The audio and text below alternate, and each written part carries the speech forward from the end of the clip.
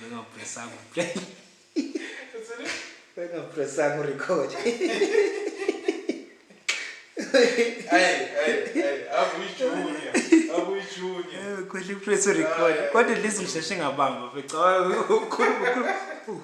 Angipressanga record. Okay, so say record man. We live.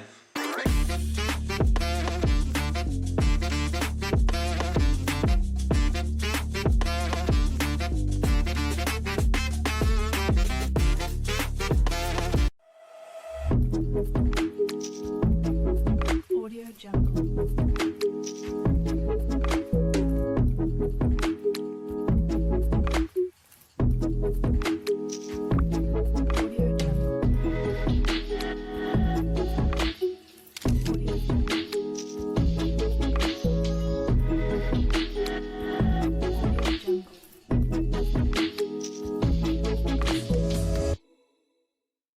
Sanibona mfethu, igama lami nguSanele and welcome to iPodCastKaSanele.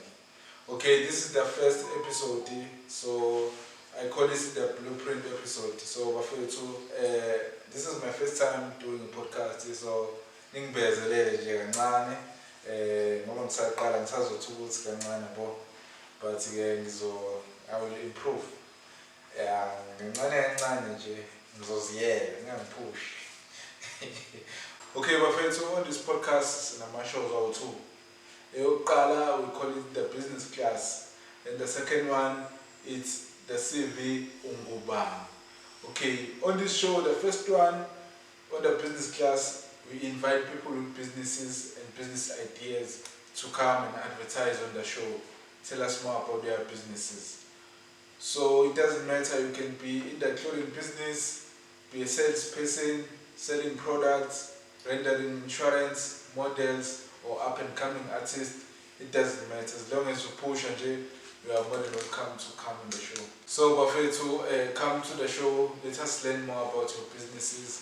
Okay, so the other thing, Bafetu, when you come to the podcast, please bring your products, your pictures, or your music so that you can display it or play it.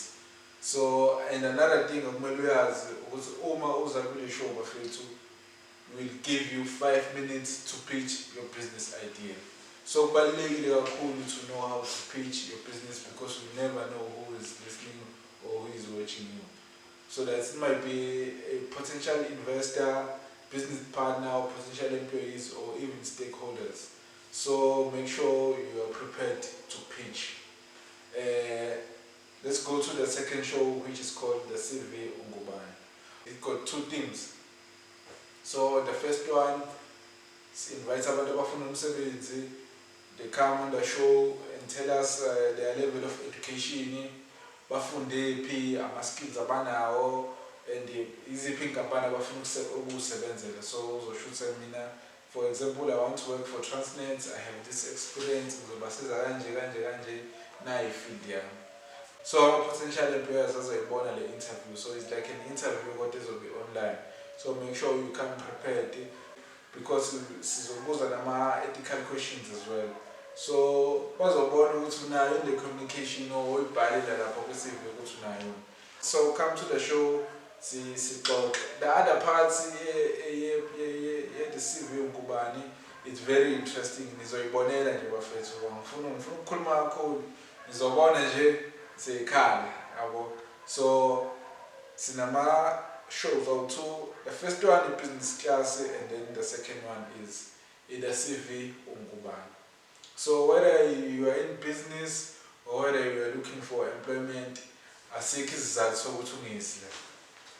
We accommodate everyone. So bafethu, come, let's chat. Okay, right now sizongena my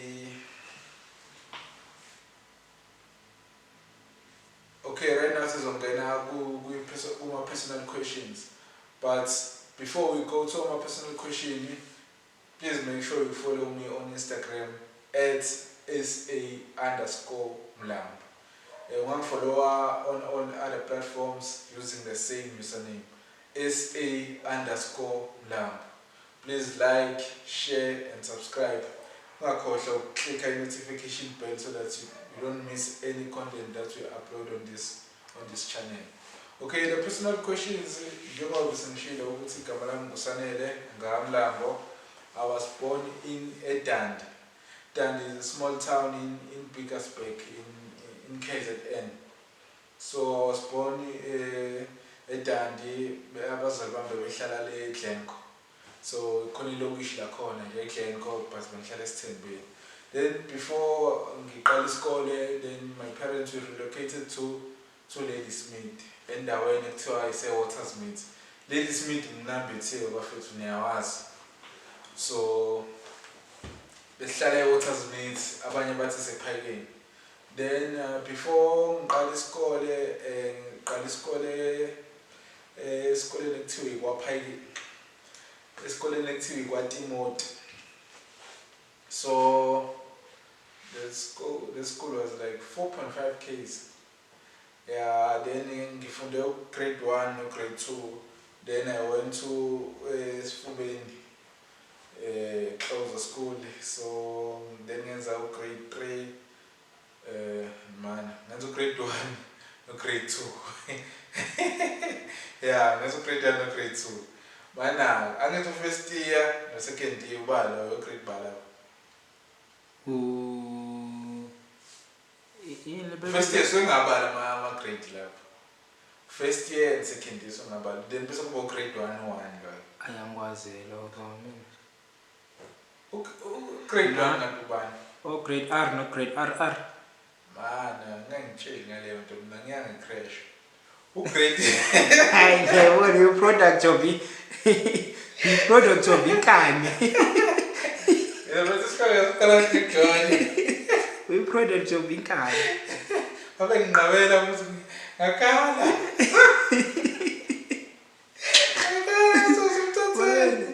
Mina manje ngangoJuly. So mawatha ayizongena next week ngeke ngisakwazi isikhathi engishilo. Oh tsayi mfana mude kakhulu asimngenisa ngaze phambana. Bathi uma esmart uzoqhubeka. Ngiyajabula uzofeyila. Ngikubona lapha njalo. That's angazi. So let me tell you the first day esikoleni grade 1. So ngathi wasibhala amagama ethu cabanga. So mina ngangizenza into smart. Because already ngifundise ekhaya o1+1 yabo mina ngangitsho ukuthi khona u1+1 no minus yabo. Ayile ngishaya yabo. 5+5 ngifike ngishaya. Ayi umama oyilahla manje wafaka umultiply. Ayi angiyazi. Angiyazi. It's okay Mlambo. 1 times 2. Hey, mina ngiyazi. Uthini manje? Which one is the toy? Uthini manje lokunda manje all time nangazi ukuthi uyaplaza uya minus. Ayi wathi sefika udivide ayi ngase ngikhathele. Ngafika ntamama ngicasukile ngama ukufundisana ngalo times. Manje looking like a fool manje lapha. Njengesititi manje lapho mina ngisamaza all-times uma ngoba phela bengisiqenqe seclass ngigijima no-plus no minus. Hayi wathi ukuthi-ke olidilali ngangifundisanga all-times. Kushuthi labona uzanje abantu labona ukuthi mhlawumbe naye ngisemncane for all-times nobani. Then kwathi wasibhala amagama ethu. Hey bro ngimlengelazi wasibuza lapho wathi niyakwazi ukubhala amagama enu? Yebo lo yamlengela. Mind you, akaze ngibhale ngisho empilweni yami. Hayi wofethu. Izingane zethu azazi. Ngiconfident mina owasibhala igama lakho. Ngithe uyayo, ngithi bani? Ngilahle. Ngithe ubhala ngoNhlahle. Athi bhala mina igama lakho hey. Akaze ngadebana lapha. Hey. Athi noma ngizobhala amagama enu. Alanda amakhalipho kwathi asiletha amakhalipho yabona amakhalipho stationary. Uma masikele iqeqe. Wasibhalela amagama ethu ngeSanele. Waqaqala etanyeni. Ayogaqalela ugama-ke manje ukuthi ubani lo nkululeko lo.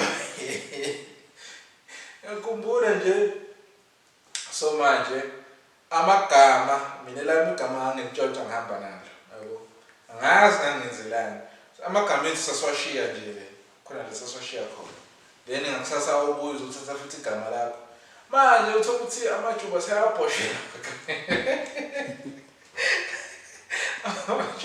uthi yamithe ilokhu nje yakho sigcwele nje amasimba ejuba uzayikhaqa kanjani into kanjalo namasimba egama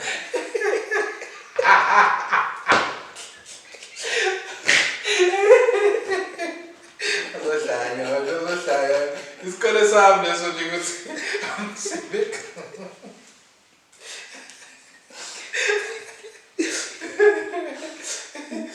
so manje ingane yabona musubona uselakho namasimba amaningi uthathe lo muntu tsaye no yena lokwane la gama lakho sibekela amasimba ejuba ekuseni kuyobaba amagama-ke lapho uma mekunande lakho thathini ithala amasimba this is the first grade no 6 no 7 no sekumele ukuthi amasimba ejuba sekuseni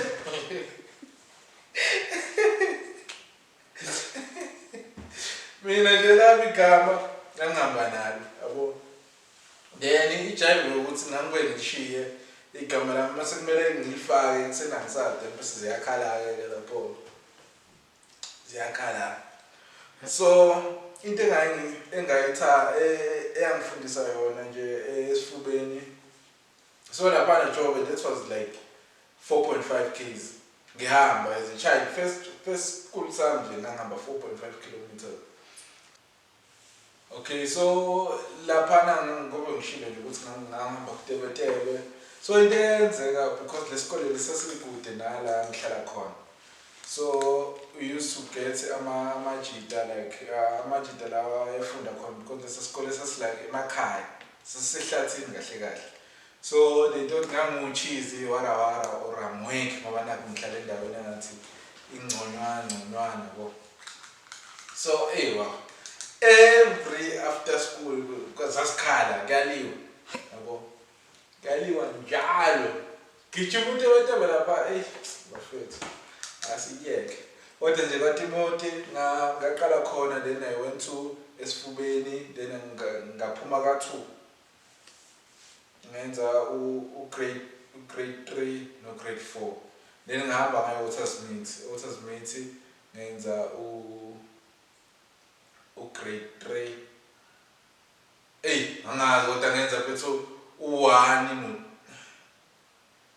ngenza u2 no3 yeah Watersmith ngenza u2 no3 then iyangidida lento yama grade bafethu sengimdala kangaka ngenza okay elokhunje Timothy ngenza first year no second year then esifubeni futhi ngenza grade 1 no grade 2 then Watersmith ngenza grade 3 ngaphasela grade ngaphasela grade 4 ngaphasela 4 ngahamba 4 ngayenza then we relocated siya eBergville then eBergville ngenza u4 futhi grade 6 loyo no grade 7 5 so then I went to eKwaluseni then ngenza from grade 6 until grade 12 ngamatriculate lapho then I went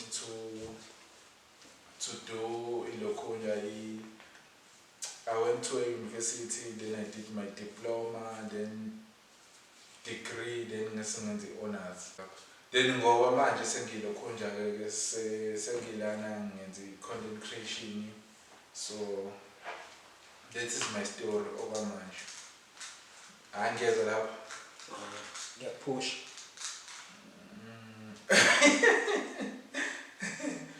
okay ngafunda eDUT bafethu ngaya eThekwini ngafunda eDUT ngenza idiploma ngenza idegree then ngase ngiye eKZN ngenza honors njengamanje I'm a content creator so I create content tech content njengamanje so I thought let me start a podcast so that I can increase my online presence because right now there's a video less than 2 minutes so I need my hours so that ngizokwazi ukuthi nami kubonakala into engiyenzayo because le abantu bayibuka into encane nje but ngisazoyiqhubeka nayo so kuzoba i-podcast napha le content engiyiphushayo. So if ufuna ukubona i-content yami bafethu please check me on social media platform @sa_Mlambo. Ngizoyibona nje i-link, ngizoyidropha ne-link yawo wonke ama-social media platform. So we're going to origin story. So okay, on my early life experiences, so I didn't really know ukuthi ngifuna ukuba yini empilweni. Angiya nje esikoleni but izinto engangizazi I knew ukuthi I don't want this career, I don't want this, I don't want this.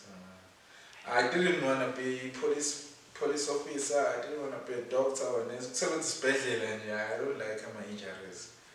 Then iwona ama-careers ebengi-exposed to because i-environment engiqhamba kuyona isemakhaya, eBergville naseMnambithi. We are not exposed that much ukuthi uzobona i-career nje. Izinto eziningi uyithola suse-university phakathi ukuthi hawu khona i-career kanje, khona i-career kanje yabo. So iyona izinto ezikunika exposure. So iyona into engishoyo ukuthi bengenayo ilokho nje exposure. Then i-mentor, no, there's no such thing as a mentor where I come from.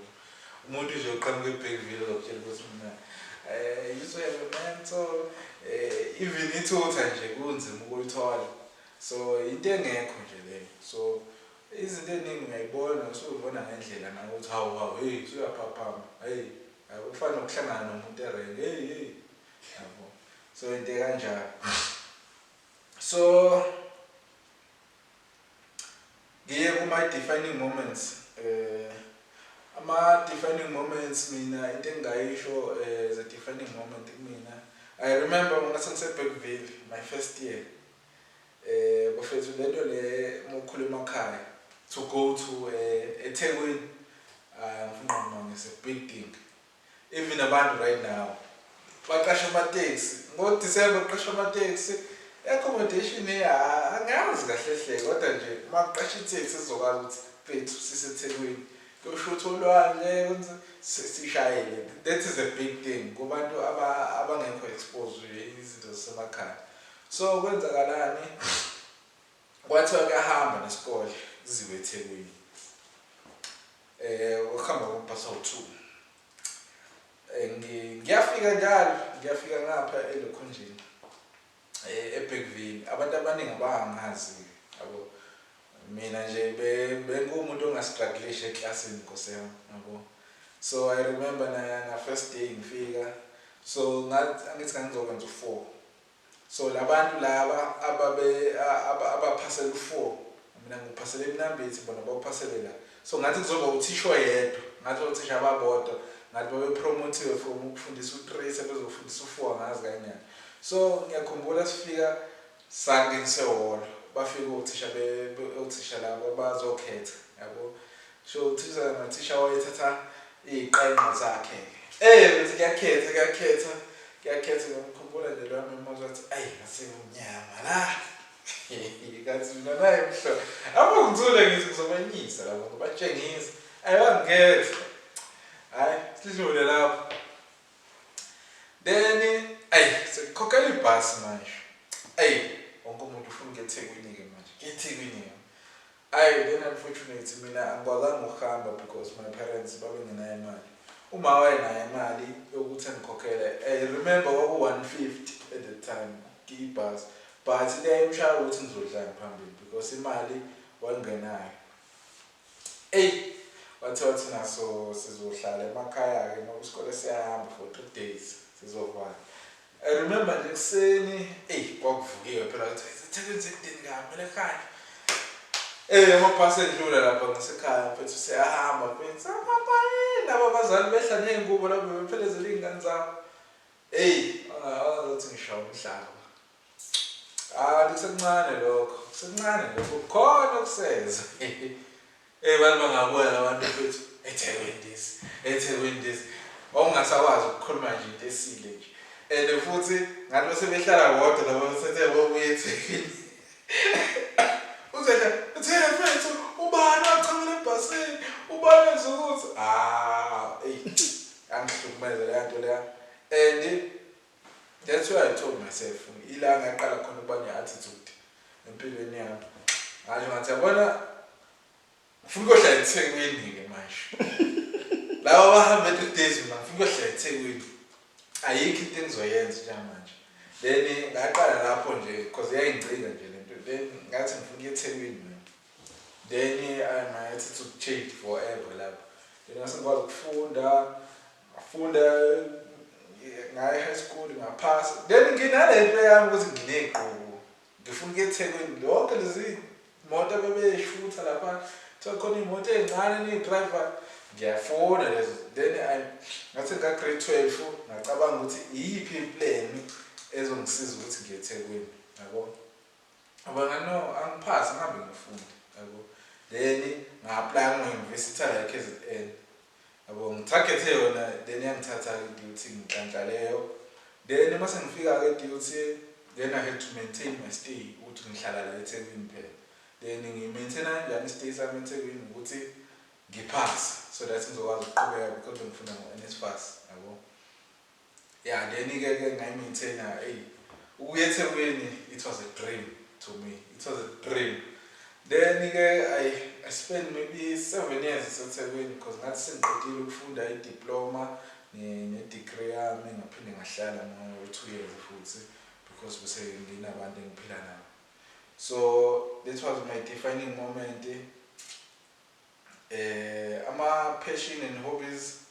So my passion and hobbies I like to watch my movie.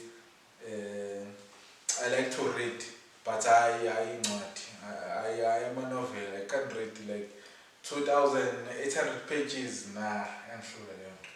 Ngifuna ukufunda into engifuna ukuyifunda mina ama-blog ama-indaba nje like into engizoyifunda maybe for 5 minutes then get information lapho.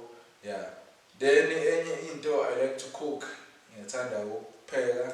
Then enye into engiyenza kakhulu is to create content. Ngoba namanje ngiqale le channel I want to build la ngiqhubela ngigcine khona nge-content creation ngiqhubeke nje ngoba sengiqale i-podcast. So ngiqale kancane ngaqala with ama 5 minutes 2 minutes videos post every day. So I'm taking this thing to another level njengamanje. So ikona ngingakusho ama-challenges and traps. So into engasho mina ukuthi it was a challenge for me in my life. Challenge nje ngaze ngasho ukuthi cha yabo manje I am being challenged. Ngingasho ukuthi I remember it was 2019. I was still in duty ngenza i-local degree yami. So I was doing my 2nd year lapha yabo. And it was around September kanje. Sengilungiselela ukubhala yabo because my first year a degree it was 2018. So 2018 I was not working like I was doing internship. So I was getting paid around 4,000. So I was able to pay for my fees. Then I paid a contract go 2019 go March.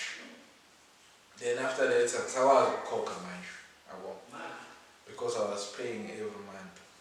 Then 2nd semester engadabula because ngangaqoledi lapho babengahlanganisa into zabo i-institution.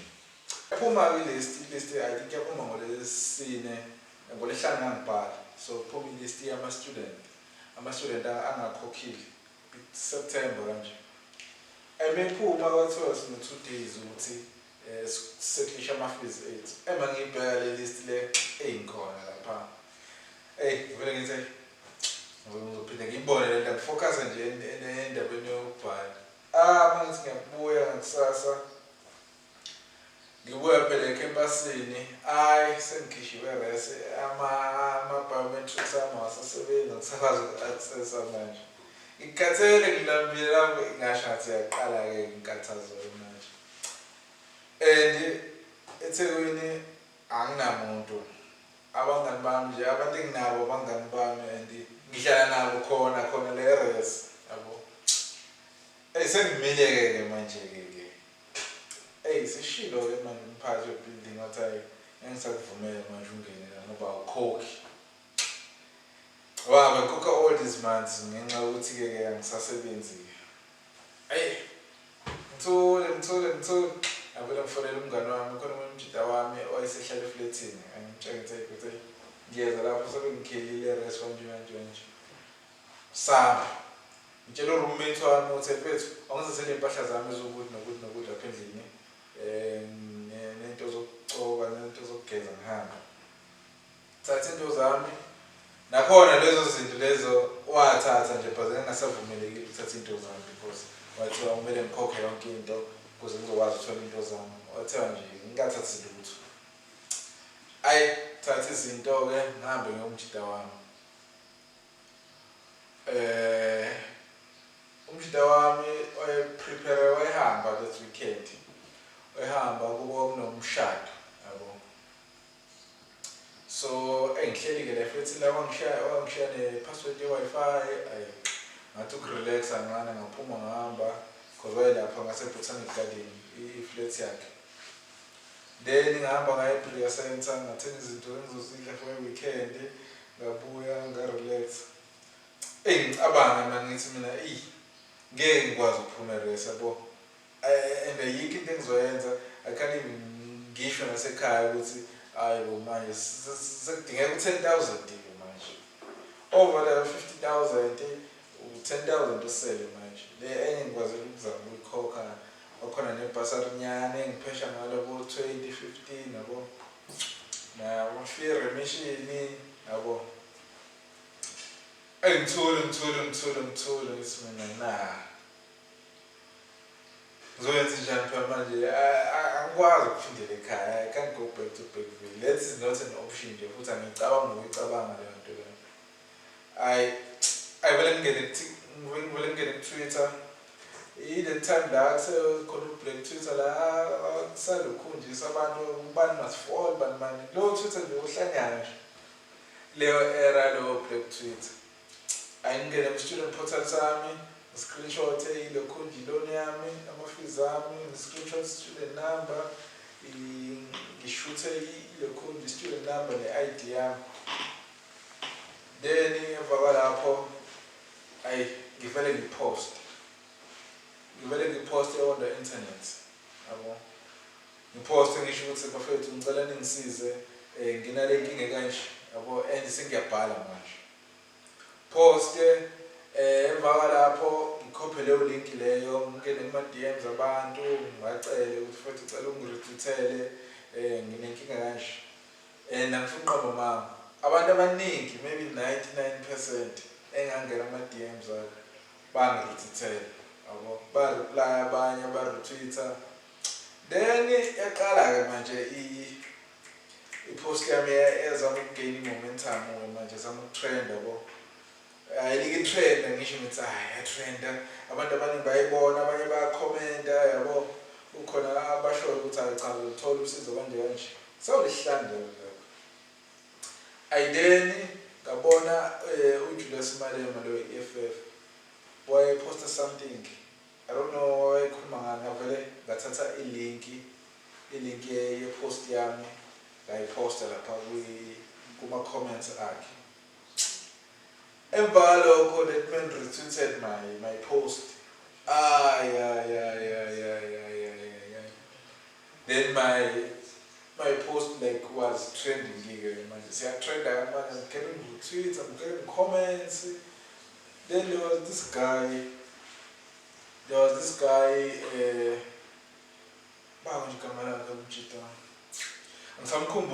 he had like 16 followers.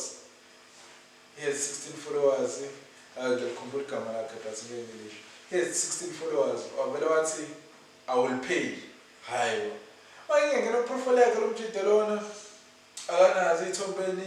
has 16 followers. And in his top short. How? Please check your email. What email because I'm check email. It's calling proof of payment. Investec. Investec. Mangit, because I'm calling 9,600 something. wavela khokha 10,000 umjito direct to ilo coach university institution. Hayi ngithi mina ngeke akukwazi. Sebekhona abanye abathi please tell us uma ukuthi ugaya kakhokhi because engabelieve kwavele nje wathi I will pay. Ayingibeka le mpahla ulihlanu. Ayisengeyobala manje. Thola nama calls abantu bangakithi bathe siyabona trend kwenzakalani. Hayi futhi ngibhalile nje ukuthi kwenzakalani anama-fees anginamali ama-fees ngiyaqoshwa res ngenze njani. Abebodwa-ke abangithukayo kubebodwa abathi good luck bani. Ayi ngihleli la ngingamtsheli umngane wami ahambe abuye ngesonto ntambama. Ngimtshele mina ngithi wabuya Monday ntambama. Okay Monday ekseni ngivuke ngijima ngihambe ngika finance file ngiqale le proof le ngibanikeze. Eshaya sithi ethi hayi right. Ngithi mina konke umjito lo hayi bayokho post ngibonge ngisho ukuthi hayi umjito ungibhukile. Emva lapho this is the last time ngamgcina lo mjito lo angiphindanga. I tried to track him. That was a ghost. But if you are watching it ngiyabonga kakhulu into wangenzela yona. Forever be grateful yabo. So ngiyabonga ngiyabonga. Ngiyazi ukuthi uzokukhumbula lento le. Yabo abaningi bazoyikhumbula. Then ebuyimngane wamntambama engimtshele ngithe ndoda khona umjito kanje mina kanje ethe unamanga ngithi ngena kuthutha ngiyatrend ngisatrend namanga methi angicheck futhi ngiyatrend ethi ngempela ngithi mina ngikhokheli ayisijabuleke ke sometime hambe register racing hambe ngeres umangala abantu ukuthi ibuyile ngithi awona ngibuyile sokhokhele njalo ngithi ngibuyile. So I think that's is the challenge engasho khona ukuthi challenge pusha to my limits because I didn't know ukuthi kumele ngenzeni and I didn't have ukuthi ngiphindele ekhaya and into engayifunda lapho ukuthi noma isimo sinjani don't give up, always fight. Right? So always fight noma kanjani noma nje ucindezelekile noma uyabona ukuthi uku disadvantage but into kumele wenze sure ukuthi you fight noma nje ulele phansi fight because nami ngangazi ukuthi uzophuma kanjani lapha. Okay then siyahamba manje siya ku bucket list. So on my bucket list for this year of the year 2024 I don't have much. Into focus on manje just to focus on this podcast and focus on content creation because I just want to give myself isikhathi ngikwazi ukuthi adjust to this new environment of podcasting because I always post my clips amancane like 2 minutes 3 minutes. So I'm just going to give myself time to adjust to this 2 hours 30 minutes 3 hours type of content. So my bucket list nje ukuthi ngipush podcast help ama businesses ngisiza abantu abafuna umsebenzi through podcast yami. That is on my bucket list for 2024. Then my industry questions, the type of business or industry I'm doing. I'm a media podcaster and social media content and social content creator. So that's what I'm doing. This is my first episode. In my challenges, I'm running a podcast. It's not that easy, but here I am. So we go to social media streets. So what we do to social media streets, we go to Twitter or social media, spawn our top 5 trending topics, then we comment on them. Yabo. So if we go right now to Twitter, so mayifika leso sikhathi asenaso isikhathi akasenayo ischedule sakhe isikhathi sakhe sesidlekile, then what he did is ushaye ngathi uyahamba then waphinde wabuya stage wangena no DJ wakhe wakhipha lo DJ lo womcimbi then waseperforma ngenkani. Iyona into ayenzile uMthandeni. Then uZimDolla wangena stage ecula uMthandeni, waqala kwa social music then wangena ecule omhluthi mic wasemtshela ukuthi ufuseke. So esho kumaskandi artist ke then this is why ke uZimDolla trend. So into yenzakalile laphana mina ngisho nje ukuthi uMthandeni akabanga professional ngalento ayenzile and akaqalile bafethu. Abanye baku-enjoya lokho, but if ngikhokhela umuntu ukuthi akaperforme ngalesikhathi yena akafiki izofika izophazamisa okunye, I don't think into right leyo. uZimDolla I think naye futhi kule inhliziyo nje noma bengameleke amthuke, kodwa ke kwenzekile. I hope they will find time to iron things out, qhubeke kahle. This is the first topic. Esibili, Orlando Pirates. Orlando Pirates iyatrenda, izolo ibidlala nani manje? Ibidlala neGolden Arrows izolo. Yawina ngo-7-1. I think Orlando Pirates is trending for all good reasons to win with a margin of 6 goals.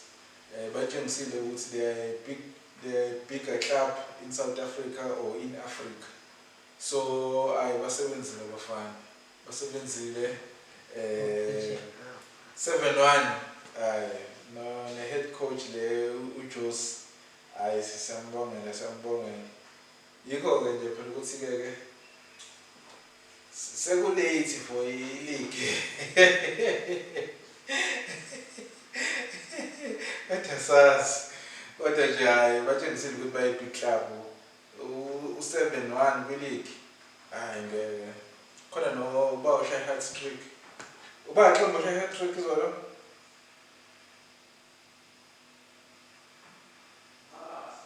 Mabasa. Yeah, Mabasa. Abasebenzini. Siyayibongela ke ilokhunja i-Orlando Pirates. Ngazathi ngabo number 2 izokwazi ukuqualify for CAF. Then abanye abatrendayo. The third topic is Sundowns. So Sundowns alithi bidlala ne-Young Africans. Abayibiza ngeYanga kwi-CAF Champions League. So into yenzekile lapha that was controversial. Khona igoli elishayiwe lapha elishawa uAziz number 10 weYanga elishaya against ilokhunja. There was a striker shayile against Sundowns. So abantu abaningi bathi that was a goal, bathi bayibonile ilokhunja, bathi ibhola limjumpile ulayini. Abanye bathi that was not a goal. But ke the official umuntu be-referee ugcine akulona besebenzisa ivara. So manje ke abantu abaningi they feel like ukuthi irojiwe iYanga yabo. So ilokho ke then kwaba ilokhunja score because this was the second leg. Iscore kwaba 0-0, then they went to penalty shootout. Then ke Williams wenza that dume ngazo ngiyamazi. Waba ama-penalty mfana yawina kuSundowns ngo-3-2 yabo. Then ke iYanga ngamanje ifile ilokhunja complain. They are crying foul ukuthi iMamelodi Sundowns ibarobhile and there is a max fixing. So asazi ukuthi CAF izoyithatha ithini lelo daba lelo. So ikona lokho omunye umuntu otrendayo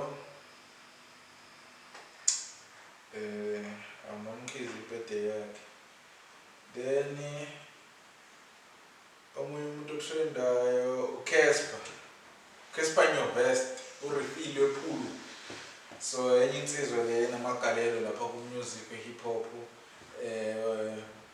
ebefila lapha ama-stadiums usebenzile ngempela wasithatha wasibeka on the world stage map wathatha music wala South Africa to the new heights. So usebenzile indoda iyashada ke sekuthi ayashada sithi congratulations Casper sikufisela nje okuhle konke emshadweni wakho. Sibonile ukuthi ushaya traditional ngiyazi usazoyishaya lokhu nje white wedding Casper lo ngiyamazi. Abanye bathi bekuno uJD bani lo mfundisi lo phesheya lo TD Jakes. Abanye bebethi bekuno TD Jakes. Umfundiswa he looks like TD Jakes. So abanye abantu bathi and people are taking all clips at TD Jakes beyafaka mhlawumbe semshadweni kaCasper. I know sekubonga la Casper mfethu ngokushada ama-rapper washada ama-rapper. Then the last one is Western Cape. Western Cape trend because the leader of the DA, Steenhuisen. Yeah, I think it's Steenhuisen. When the speeches or I should see, political parties afunane Western Cape. They want to loot. Indaba betarget Western Cape because Western Cape you want to pet and everything is working. So manje betshela abantu base Western Cape ukuthi manje nabavumela labantu beza la bayeza bazoluta. So South Africa and all those 8 provinces, there's nothing left to loot. So that's why they are trying to canvass to get into Western Cape. So bebatshela kanjalo ke umjida lo uSteenhuisen leader ye-DA. So kushubile ke nje ngoba vele giwa kuma national elections nje madoza. So yeah, then siya kwi podcast pitch 5 minutes. As a pitch bethu ngayilungisa. Bese sengiyazi manje bihlushwa yile sound, camera, yonke into angisayazi. So ngizoyifunda bafethu. Ngizoyifunda. Okay bafethu, i-guest will be given 5 minutes to pitch their business or their business ideas, because you don't know who's watching. So pitching your business idea, I think I go konzima because you know your business, you know what's EAP, you know its needs, we are going to funani ukuze ibe successful. So my name is Sanele, I'm a podcaster. I advertise and promote businesses on my channel to grow and get new customers. So many companies, like 80%, they operate traditionally, especially in rural areas. So for example, umuntu odayisa uThephawe udependa ngokuthi abe nesitoro la adayisa khona uThephawe, then adependele kwi-traffic le abantu abezayo bebuza ukuthi okay, how much uThephawe, they only depend to make sales on the type of trading. So baningi abantu abenza leyo nto leyo, they are doing the same thing. So we end up uthola ukuthi competition iningi, abantu abadayisa uThephawe nalo edayisa nalo. So wathi mina into engiza nayo ngiza nokuthi umuntu don't only rely traffic phela lekhunje i-physical traffic.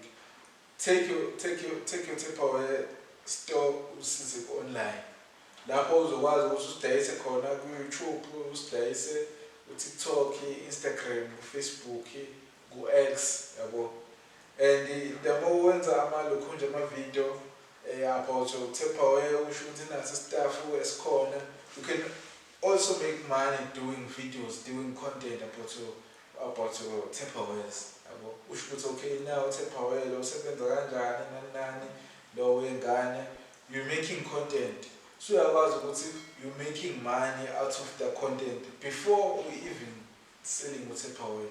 So that's what I'm coming in with ngifundisa abantu ukuthi bengarely ngokuthi bedayise nje like beye emamoli nokuthi no, make content about your products, about your stuff, so that uzokwazi ukuthi get money through your content, then ukwazi advertise it through your pages. So I came up with an option to sell online, including YouTube, instead of selling realing and traditional selling. This podcast is the only podcast that's catered to small businesses, especially in rural areas, at reasonable prices.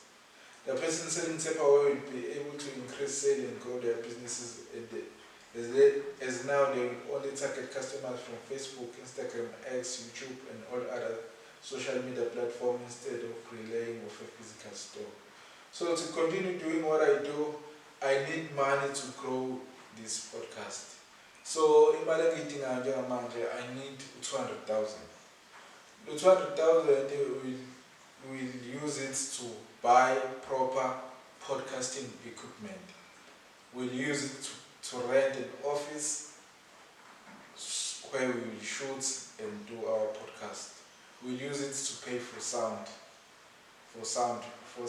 engineer or for a sound guy.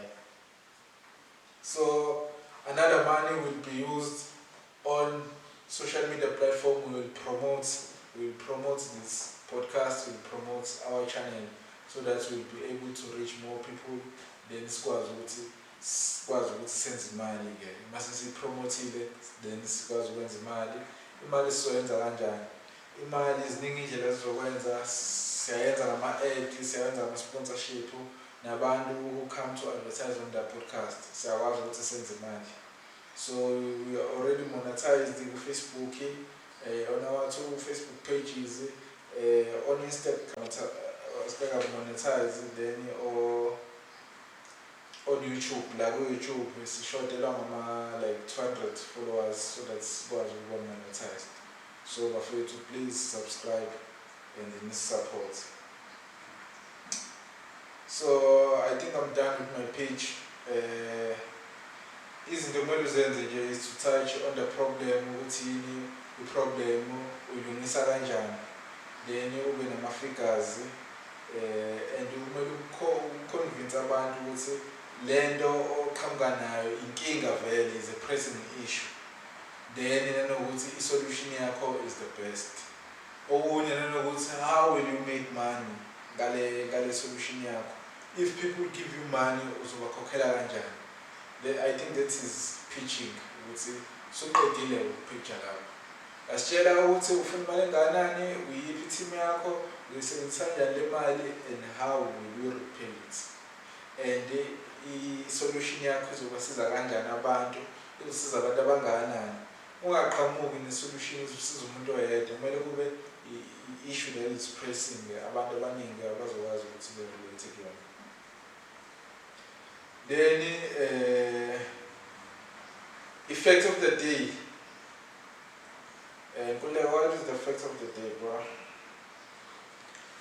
Effect of the day is that umhlaba uyahlaba. So enza sure ukuthi whatever you do ungavumi kuhlatsha umhlaba. This is the effect of the day of the first podcast. This is the effect of the day. It's not what's on his way. Okay, imagine we'll go to the games. Okay, I have 10 people. I have 26 people that I will choose from. So this is called One Must Go. So we have a list of famous people. Then we choose one must go. Okay, at number 1 we have Mthandeni versus Khuzani. Khuzani Mthandeni versus Mthandeni. Okay, if we can say who must go, I am Mthandeni. I am Mthandeni. I am Khuzani. Aye, khohle. Ayinso singulu. Aye, khohle ngeke. Khuzani ayingeke mfana. Khuzani ukulevel yakhe seyipromote ukhuzana uqasha Mthandeni so manje siyakubongela kodwa phela Paris cha inkulu siyavuma kodwa nje ukhuzana ngidlamlenze ngifana ngekubuye lapha aka BusinessKlasi lo shadayo le weekend rest in peace to aka Keenan Jared Forbes I Casper sala phansi Yom chithi uqeda kushada mfethu. Meshada kodwa ngeke. When it comes to music, ngeke. Keenan got hits for days, bro. Phela Versace. Usakhumbula nje ingoma emangaza usho nje ingoma esiku album yakhe ngaphandle kwephuma kimi dokushebeleza. Sine zini? Mama made it destiny. Mama made it kwakuyisofumo album yakhe esibile. Man uzakhubutheni? Uzakhumbula ingoma album yakhe esibayoqala. Mama made it phela wayesebuya ke lapho ke. Wayesesho ukuthi hayi mama made it. Okay, kuma ke ngidokushebeleza. Yeah, ile zokuqala lezo. Angisakhumbula lezo. Khona Kodwa zikhona kusheshe le kumalo umkhulukhethi. Yona ingoma ngamazingayo le. But Keenan I can tell you ingoma nazo. And asekuzonke case mfethu kodwa aka wayephezulu kakhulu wayengenhle. This one is controversial. Lady Smith Black Mambazo versus Son Brothers. Ayisimaye ke leyo. Yabo lezo yazisa umhlaba khetha wisely. Ukuthi inkinga ke Lady Smith Black Mambazo yasekhaya yangakithi. Hayi ngeke. Ngilahle. And there's nama cremies ayinqwaba so I will go with Lady Smith Black Mambazo. Noma sibongile. National anthem leyo phela. Angeke la. Inzima kakhulu. Ayenzima le. Hayi akekho no. Mhlawumbe bazosha ama viewers wena decide. Viewers bafethu which one inqoqo ubani oshaya which one is the best between Lady Smith Black Mambazo and the Soul Brothers. Nibona ukuthi cha hayi lo banamandla la banamandla because the Soul Brothers because ayinama creamy akusho ukuthi ayiyona inkinga Soul Brothers bethu. Yona le yahlanisa abazali beni kudala. Then asiyeke le. Then another one Rihanna versus Beyonce. Siyaphi organti manje? Hayi wabasikhithi phela la muntu. Silami Abantu bethu bonke la baqhamuka la eAfrica.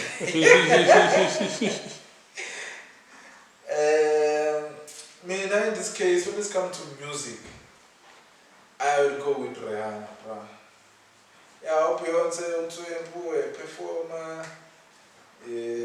But when it comes to hits, I think for me, Rihanna is the one, bro. Umazi uBeyonce samkhumbula insuku za Destiny Child. Yeah, wayishaya kodwa Rihanna ngeke, bro. Ayingeke, bro, ayingeke Rihanna. Shona uthi Shona nje uthi Rihanna. Ethi Madama yamburela. Sakuwele.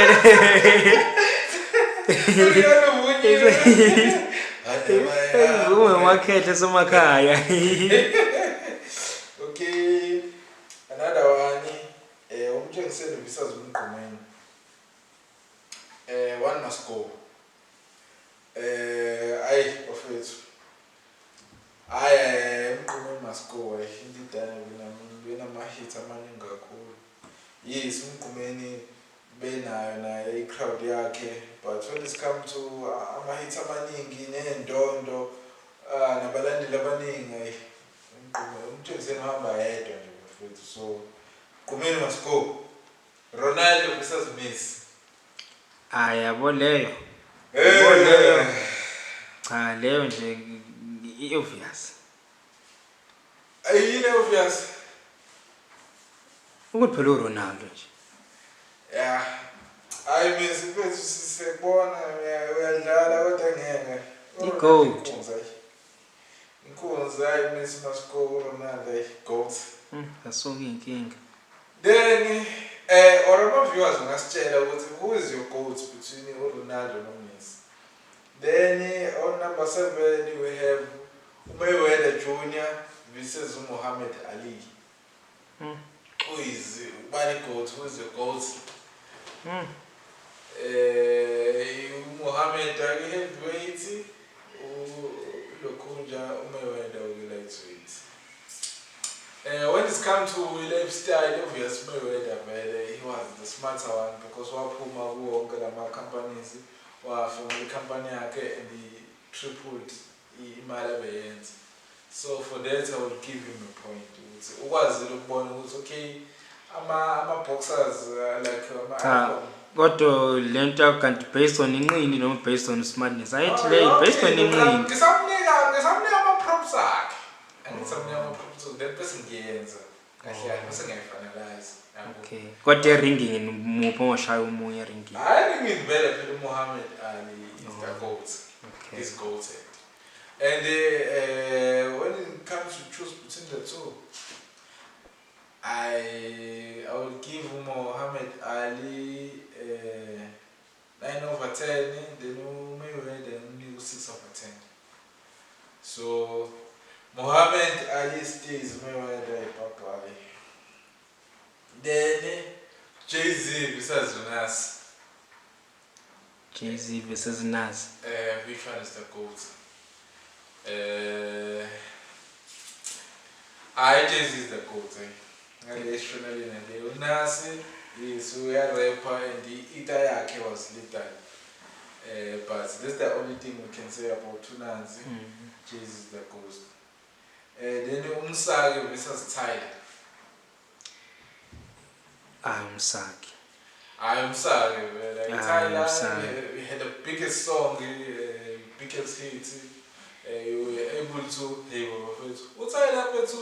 Do you know the first award she won was a Grammy? Tabang. Based on one song, one hit, one Grammy. Yeah. It's not make sure. It's me, I 7 is working overtime. There is a lady US she's a planted wara nan. But Msagi must stay, Tyler must go. Msagi we love your music Too much. Gabi. Kodwa uzwela ukuthi nawe ufuna kuye ku music. Angayenzi leyo nto leyo, angayenzi leyo nto zesitira yibo. Then uduma kahle versus Inkosi Amagcokama. Uduma kahle must stay, Inkosi Amagcokama must go. Uduma kahle wala Frihead. Inkosi Amagcokama siyabonga mfowethu. Then uMihlali versus uNtandokazi.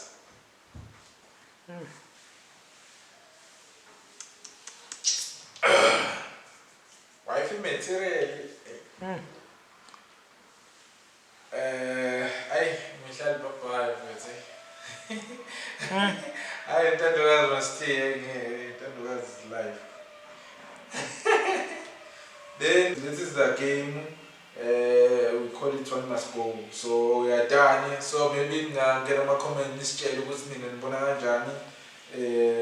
Your advice of the day. Mina ngithi when you try to make a podcast or the social media of it, please make sure you choose a niche that you love. Ungaboni umuntu enza i-podcast and uphumelele kule niche, then now you want to go and jump there. Just make things wena oyithandayo ozokwazi ukuthi uyenze noma ebusuku ngo-12 as-record ungenzi into just because you want to chase money. No, ungayenzi leyo nto leyo because you will be tested. Then the only thing you do is to give up. So that is my advice for the day. Then on item number 8 you go to a podcast shout-out. With a podcast shout-out I will do a big shout out to Ujobe bafethu. Oi. Umondisi ngizomfaka ngizombona nje umjinto right yeah alright ngesikhathi sakhe. Then bafethu this is the end of the podcast of the first podcast. Ngoba ngishilo igama lami nguSanele. Siyabonga bafethu if you have been watching until ufike lana ngiyabonga kakhulu. This is my first podcast. Izinto zizohamba zilezi improve nje kancane so ama baby steps nami ngeke ngizijahe ngiyazi vele ukuthi I'm not there but ngiyazi ukuthi ngiyaphi I know vision ngiyazi ukuthi kumele ngenze njani to get there so bafethu ngiyabonga kakhulu right now into ngizodlala i-content yami le that I've been doing nizoyibona nje bafethu. Please make sure you subscribe. Then siyabuya with episode number 2. Okay, bafethu. Please follow me on Instagram @SA_Mlambo. Danke siyabonga. Yes,